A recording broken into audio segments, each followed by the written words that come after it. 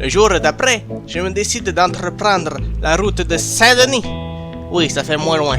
L'état de Le Monde, c'est pas la porte du voisin, mais c'est là-bas, la véritable terre d'opportunité. Et puis, tant qu'à me casser le cul sur le dos d'un canasson, je préférerais que ce soit en recherche de ma fortune, plutôt qu'en tournant autour d'un poteau de pub pendant 13 heures pour un dictateur qui me donne en échange le droit de manger et de me lubrifier le trou de cul avant de me faire enculer. Excusez-moi, je me suis un petit peu emporté, mais il fallait que ça sorte. Donc, sur le long et tortueux chemin, je braque plus d'un idiota, parce que pourquoi changer les bonnes habitudes après tout? Et je rencontre une charmante, jolie, riche chica du nom de Bonnie McFarlane. Au début, il est vrai que j'ai voulu la tuer et la braquer pour chaque dollar de son immense ranch. Mais j'ai décidé que, dû à sa beauté naturelle, je ne pouvais qu'aider cette jeune femme en détresse. En gros, elle avait besoin d'aide pour retrouver une charrette de Miyata qu'elle aurait perdue à quelque bandits. C'est pas un problème. Mais moi qui n'avais pas tiré un seul coup de feu jusqu'avant hier, j'ai pas de mal à m'occuper de quelques Américains.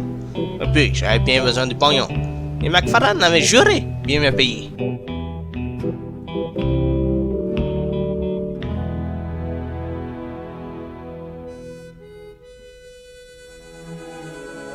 J'ai tué quelques pentejos qui étaient là. J'ai ramené cette charrette de putain et cette connasse de Bonnie me paye 7 dollars.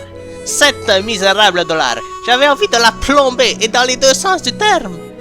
Mais je devais continuer sur la route de Saint-Denis si je voulais l'atteindre avant la fin de la décennie. À un moment, il y a un gros chat qui a essayé de me sauter, mais j'ai des bons réflexes et il n'a pas duré bien longtemps face à une carabine. Et je l'ai dépecé, j'ai gardé sa peau dans l'espoir de pouvoir la vendre un jour et apparemment ça vaut cher ça.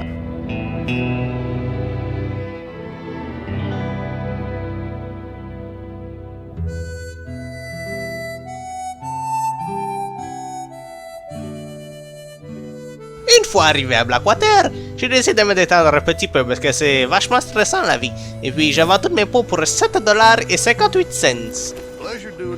Après ça, je sais pas trop comment, je me perds en plein dans une forêt que je connaissais pas. Et je sais pas d'où elle sort, mais je me suis retrouvé dedans sans aucun moyen de me repérer. J'essayais bien de lire les panneaux que je voyais, mais je sais pas lire moi, encore moins en américano. Et puis là, en braquant un type, je me retrouve dans la cabane d'un bandit roux qui veut me donner du travail. Je l'aimais bien ce gars, on a papoté un petit peu. Il m'a dit qu'il était irlandais, bref. Ce serait dommage qu'il finisse avec une balle dans la tête un jour. I've temporarily lost me friends. It's a fucking disaster. Murder and mayhem. Now, I don't like to kill innocent folk myself. There's a stage. Runs out of Aurora. Enfin bon, il m'a demandé de braquer une diligence parce qu'il voulait faire chier le gars qui était à l'intérieur, mais qu'il pouvait pas le faire lui-même. Eh, pas de problème, j'aime braquer les gens, moi. La routine, je tue les gardes, je tabasse le Richard, et je prends le pognon et je me tire. Bon, il y avait seulement 5 putains de dollars dans cette foutue diligence, mais faut avouer que c'était sacrément fandard. Suivant ce coup d'exception, j'ai décidé de célébrer en allant m'acheter un nouveau vêtement à Strawberry.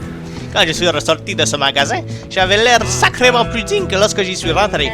J'avais même de nouvelles bottes. Et je montais l'échelle sociale à toute vitesse. Je sentais l'argent et le pouvoir arriver. Il fallait juste que je sois patient.